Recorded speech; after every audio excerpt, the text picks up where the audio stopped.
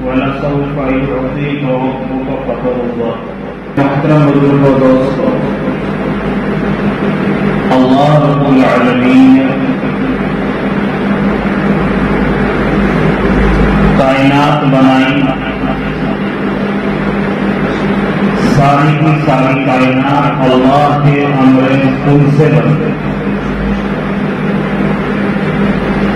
جب اللہ نے فرشتوں کو بنایا تو نور سے بنایا. فرشتوں کی ایک صفت اللہ نے یہ بیان کری کہ وہ وہی کرتے ہیں جو اللہ ان کو حکم دیتا ہے. نہ وہ زیادہ کرتے ہیں نہ کم کرتے ہیں. اور فرشتوں کے اندر معاشیت کی صفت اللہ نے ڈالی ہے. اور نیکی میں بھی وہ وہی کرتے ہیں. اگر اللہ نے ایک جماعت کو مقرر کیا ہے کہ وہ قیامت تک قیام میں رہے گی تو وہ قیام میں کھڑی ہے. وہ رکوع نہیں کرے گی، سجدہ نہیں کرے گی اور کوئی بھی عمل نہیں کرے گی. وہ بس قیام میں اللہ کے سامنے کھڑی ہے. ایک جماعت وہ ہے جس کو اللہ نے رکوع پر متعین کیا، ایک جماعت وہ جس کو سجدوں پر اللہ نے متعین کیا. کسی جماعت کو اللہ نے بارشوں کے قطرے لانے کو متعین کر دیا تو کسی جماعت کو، کسی فرشتے کو اللہ نے انسانوں کو کی روح قبض کرنے کے لیے متعین کر دیا. غرض یہ کہ جس فرشتے کی جو ڈیوٹی لگا دی وہ وہی اپنا کام انجام دے رہا ہے. دوسری مخلوق اللہ نے بنائی انسان. انسان کی تخلیق اللہ نے مٹی سے کی. انسان کو اللہ نے مٹی سے بنایا. تیسری مخلوق اللہ نے بنائی جنات، جس کو اللہ نے آگ سے بنایا. تین بڑی مخلوق ہیں، فرشتے، انسان، جنات. اور تینوں کی تخلیق مختلف چیزوں سے، ایک دوسرے کی ضد سے. انسان بنا مٹی سے، جنات بنے آگ سے، فرشتے بنے نور سے. اور پھر فرمایا کہ اللہ رب العالمین نے انسان کے اندر جب اس کا مادہ تیار کیا تو اللہ نے اس کے اندر دونوں صفتیں رکھی. نیکی کرنے کی صفت بھی رکھی اور بدی کرنے کی صفت بھی رکھی. یعنی اس کے خمیرہ کے اندر، اس کے ڈی این اے کے اندر، انسان کے ڈی این اے میں دونوں مادہ، دونوں چیزیں ہیں.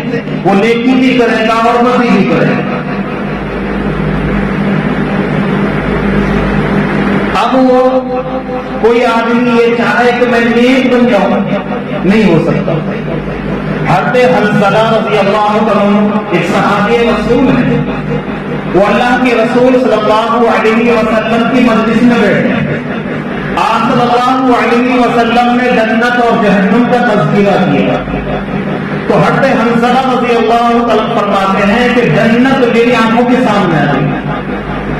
جب اللہ کے رسول صلی اللہ علیہ وسلم جنت کے اوصاف بیان کر رہے تھے، جنت کی صفتیں بیان کر رہے تھے، جنت کی نعمتوں کے بارے میں بتلا رہے تھے تو مجھے ایسا لگ رہا تھا کہ جنت ہو میرے سامنے. اور جب اللہ کے رسول نے جہنم کی ہولناکیوں کا تذکرہ کیا، جہنم کے عذابات کا تذکرہ کیا، وہاں کی مصیبتوں اور وہاں کی پریشانیوں کا جب تذکرہ کیا تو مجھے لگا کہ جہنم ہی میرے سامنے. پھر ایک وقت آتا ہے کہ اللہ کے رسول صلی اللہ علیہ وسلم کا وعظ، آپ صلی اللہ علیہ وسلم کی نصیحت ختم ہوتی ہے، صحابہ اپنے گھروں کو جاتے ہیں. حضرت حنظلہ فرماتے ہیں کہ جب میں گھر گیا اور اپنے گھر میں جا کر جب گھر کے کاروبار میں بھی بچوں کے ساتھ میں مشغول ہوا، کھانے پینے میں مشغول ہوا، گھر کے کاموں کے بارے میں تذکرہ میرے سامنے آیا تو جنت کو بھی میں بھول گیا، جہنم کو بھی میں بھول گیا. جو صفت میرے اندر اللہ کے رسول صلی اللہ علیہ وسلم کی مجلس میں تھی وہ نہ رہی. اچانک سے خیال آیا، دل میں ایک جذبہ، ایک بات پیدا ہوئی کہ یارو ابھی کچھ وقت پہلے جب میں اللہ کے نبی کے پاس میں تھا تو میرے دل میں جنت بھی تھی میرے آنکھوں کے سامنے اور جہنم بھی تھی. میں گھر میں آیا اور وہ بھول گیا. کہیں ایسا تو نہیں کہ یہ دکھلاوا تو نہیں. یہ تھے صحابہ جس کو اپنے ایمان کی ہر وقت فکر رہے. حضرت حنظلہ سوچے کہ کہیں یہ دکھلاوا نہیں، یہ ریا نہیں، یہ نفاق تو نہیں ہے کہ نبی کے سامنے ہوتے تو ہم سچے پکے مسلمان ہوتے ہیں اور گھر میں آ جاتے ہیں تو ہماری کیفیت بدل جاتی ہے۔ جب یہ دل میں خیال آیا ہمارے دور کی طرح نہیں ہم اپنے آپ فیصلہ کر لیں، ہمارے دل میں جو آتا ہے ہم خود کو دینا یار ایسے ہی صحیح ہے، یہی ٹھیک ہے۔ صحابہ کی یہ صرف نہیں تھی، بلکہ صحابہ کی صرف یہ تھی کہ جب ان کے دل کے اندر میں کوئی اکٹھا ہوتا تھا، کوئی سوال پیدا ہوتا تھا تو اس سوال کا جواب وہ اللہ کے رسول سے دیتے تھے۔ حضرت حنظلہ اپنے 20 بچوں کے پاس سے، اپنے گھر کے کاروبار سے فوراً نکلے اور اللہ کے رسول کی طرف چلنے لگے، مسجد نبوی کی طرف۔ جب رستہ میں جا رہے تو آواز لگا رہے، حنظلہ منافق ہو گیا، حنظلہ بدل گیا، حنظلہ کا ایمان سلامت نہیں رہا۔ نبی کے سامنے حنظلہ کچھ ہوتا ہے، نبی کے بعد میں حنظلہ کی کیفیت بدل جاتی ہے۔ جب یہ آواز لگاتے جا رہے ابو بکر بھی راستے میں ملے، ابو بکر نے پوچھا کیا ہوا، اپنی کیفیت بتائی، ابو بکر کہا یہ تو میرے ساتھ بھی ہوتا ہے۔ چلے اللہ کے رسول صلی اللہ علیہ وسلم کی مجلس میں آپ صلی اللہ علیہ وسلم سے جا کر سوال کیا، اے اللہ کے رسول جب ہم آپ کے سامنے ہوتے ہیں تو ایسا ہوتا ہے، جب نبی آپ کے پاس سے چلے جاتے ہیں تو ایسا ہوتا ہے، کہیں ہمارے اندر نفاق تو نہیں ہے، ایمان میں کمی تو نہیں ہے، ہمارے اسلام میں کمی تو نہیں ہے؟ اللہ کے رسول صلی اللہ علیہ وسلم نے قربان جائیے اللہ حضرت حنظلہ کی قبر کو نور سے منور فرمائیں، ان کے درجات کو بلند کرے۔ اگر وہ سوال نہ کرتے تو ہم پھنس جاتے۔ ہماری کیفیت تو ہر جگہ مسجد میں نماز کے لیے سامنے تو کیفیت الگ رہتی ہے، ہماری تو وہ کیفیت نہیں بن پاتی۔ ہمارے سامنے جنت آتی نہیں، جہنم آتی نہیں، ہمارے سامنے تو 24 گھنٹہ دنیا رہتی ہے۔ نماز پڑھ رہے تو دنیا کا خیال، ذکر کر رہے تو دنیا کا خیال، تلاوت کر رہے تو دنیا کا خیال، وعظ و نصیحت سن رہے یا کر رہے تو دنیا کا خیال۔ ہماری حالت تو بہت بدلی ہے، ہم تو مارے جاتے، لیکن حضرت حنظلہ نے ہمارا مسئلہ حل کر دیا۔ حضرت حنظلہ کے ایمان میں کوئی کمی نہیں تھی، لیکن حنظلہ ہمارا جو مسئلہ تھا جو ہمارا ساتھ ہو رہا ہے، اس مسئلے کو 1400 سال پہلے حل کر کے چلے گئے۔ اللہ کے رسول کے پاس پہنچے اور جا کر کہنے لگے کہ اللہ کے رسول حنظلہ کے ساتھ ایسا ہوتا ہے کہ حنظلہ کا ایمان تو نہیں چلا گیا ہے، کہ یہ منافق تو نہیں ہو گیا ہے۔ اللہ کے رسول صلی اللہ علیہ وسلم حضرت حنظلہ کو سمجھایا اور بتایا کہ حنظلہ ہم انسان ہیں، اگر ہر وقت تیری حالت ایسی رہنے لگ جائے جیسے میرے سامنے ہوتی ہے تو پھر تیرے رستہ میں جب تو چلے تو فرشتے تجھ سے سلام کرنے لگتے ہیں، جب تو بستر پر لیٹے تو تیرے پاس میں فرشتے وہاں سلام کرنے کے لیے آئے۔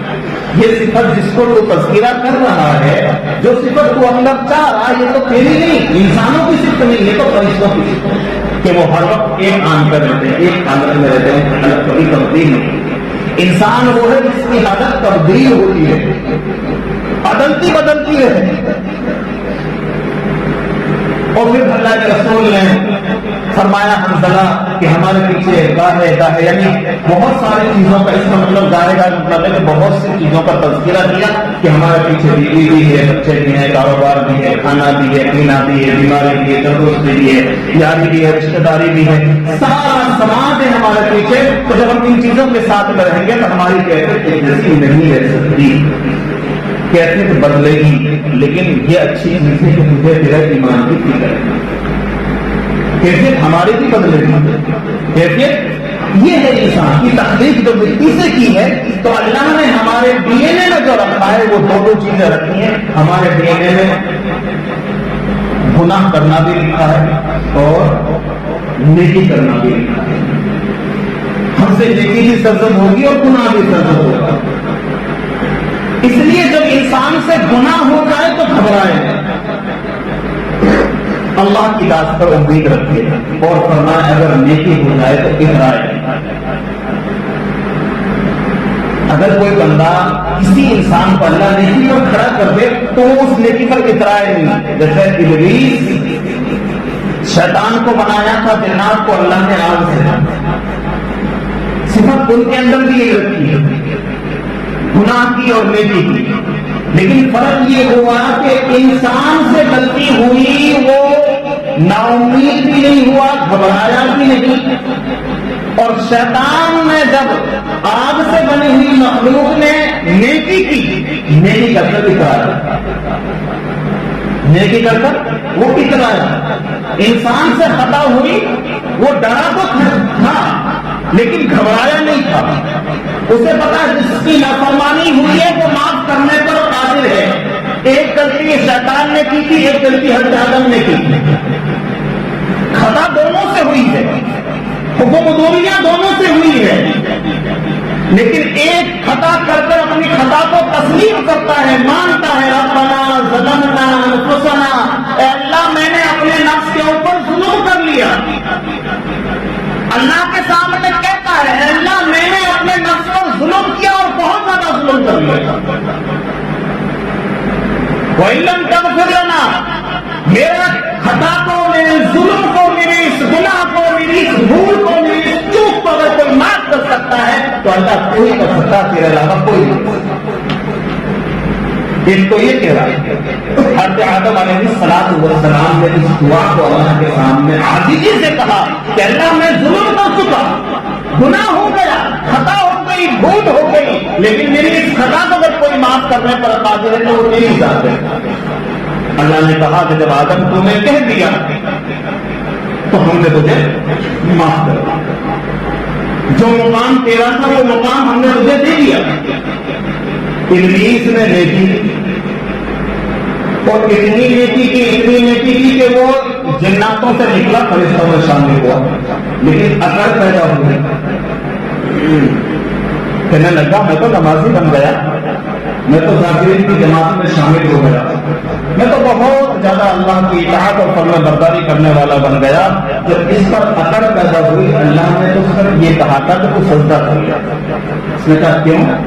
میرا اس کا کوئی مقابلہ نہیں ہے، میں اسے سجدہ کیوں کروں؟ یہ اثر پیدا آئی، اور ایسا نہیں ہے اللہ نے اس کو سمجھایا نہیں۔ ہر نبی صلی اللہ علیہ وسلم فرماتے ہیں ہر نبی نے شیطان کو اس بات کی دعوت دی کہ تو آج بھی آدم کو سجدہ کر لے، اللہ تجھے آج بھی معاف کر دے گا، اور قیامت تک کے لیے آفر ہے شیطان کے لیے کہ وہ بس ایک سجدہ کر لے، اللہ اسے معاف کرے گا۔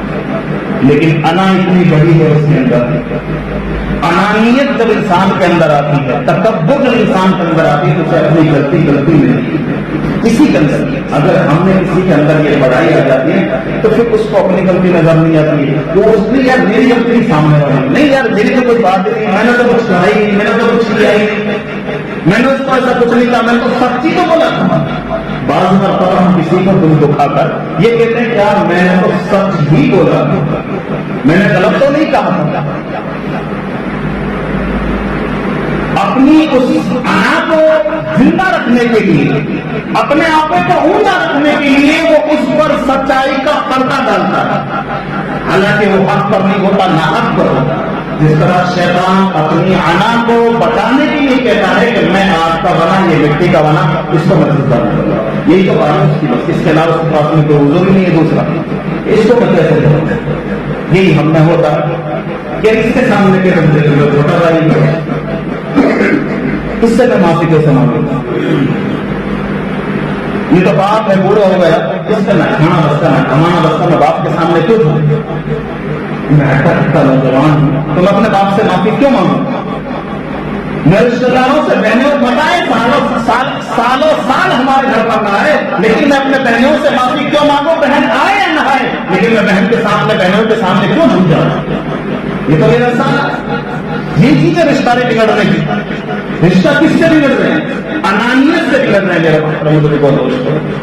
کوئی بھی رشتہ ہو، کسی سے بھی یاری دوستی کا رشتہ ہو، یاری رشتہ داری کا رشتہ ہو، تمام کے تمام رشتے دنیا میں جو بگڑ رہے ہیں وہ انانیت کی وجہ سے بگڑ رہے ہیں۔ اگر بندہ جھکنا سیکھ جائے اور بندہ اپنی غلطی ماننا سیکھ جائے، جیسے آدم علیہ السلام نے اپنی غلطی مانی، تو ایسا نہیں ایک دو دن لگے، ایک دو دن میں نہیں کہ اللہ نے مان دیا کہ آئے اور معاف کر دیا، آئے تو بات ہو گئی۔ میرے محترم لوگوں دوستوں، روایات کے اندر آتا تقریباً 40 سال اللہ کے سامنے اپنی غلطی کو معاف کرانے کے لیے حضرت آدم علیہ السلام ہوتے ہیں، لیکن تب تک نہ مانے جب تک اللہ کو راضی نہ کرے۔ روایات میں آتا ہے آدم علیہ السلام کے اولاد کے آنسو ایک پڑنے میں رکھ دیے جائیں اور اکیلے آدم علیہ السلام کے آنسو ایک پڑنے میں رکھ دیے جائیں تو آدم علیہ السلام کے آنسو اولاد آدم کے آنسو سے بڑھ جائیں. اب کتنے روئے ہوں گے اللہ کے ساتھ، لیکن امید نہ چھوڑی، امید نہ چھوڑی. آج ہم ہیں میرے محترم لوگوں دوستوں، ہم میں سے بہت سے کہتے ہیں یار 20 سال ہو گئے، 50 سال ہو گئے، مدینے سے نماز نہیں پڑھی، کوئی سنت بھی زندہ نہیں کی، میں نے کوئی نیک کام نہیں کیا، اب کر کے کیا کروں گا، اب کر کے کیا کروں گا، اتنے دن سے نہیں کیا تو بہت گھر پہ کھڑی کیا کروں گا. یاد رکھو میرے محترم لوگوں دوستوں، اگر 70 سال کا گنہگار آدمی بھی اپنی موت سے جس وقت اس کے گلے کا گھنگرو بولتا ہے، اس گھنگرو سے بولنے سے پہلے وہ مرتبہ یہ کہہ دے کہ اللہ مجھ سے خطا ہوئی ہے، اللہ اس وقت بھی اس بندے کو معاف کرے. بس شرط یہ ہے کہ گھنگرو بولنا نہیں چاہیے، اور جس کا گھنگرو بول گیا اس کے بعد میں توبہ کا دروازہ بند ہو جائے. اللہ اتنا قریب ہے کہ صرف ایک مرتبہ کہنا ہے اللہ کے سامنے دل کی گہرائیوں سے، اور ندامت شرط ہے. ایسا نہیں جیسے ہم کہتے ہیں ادھر گناہ کرتے ہیں تو بڑھو یا یہ اسٹائل ہے دوسری یہ کام کرنا. سماج میں ہر آدمی الگ الگ ہو، بعض کہتے ہیں توبہ، بعض کہتے ہیں استغفر اللہ. حالانکہ گناہ کی نفرت نہیں آئی، بس زبان پہ رکھا ہوا ہے استغفر اللہ، زبان پہ رکھا ہوا ہے توبہ توبہ، یا زبان یا بعض کے گناہ کی باتیں کا وہ کام پکڑتا. اللہ نہ کام پکڑنے کا محتاج ہے، اللہ نہ کسی کا، اللہ تو دل کی کیفیت کو دیکھتا ہے. اگر دل میں یہ ہے خیال ہے کہ یار یہ خطا مجھ سے ہو گئی، دل میں افسوس آ جائے، ندامت آ جائے، خدا کی قسم زبان سے لفظ بھی نہ نکلے تو اللہ معاف.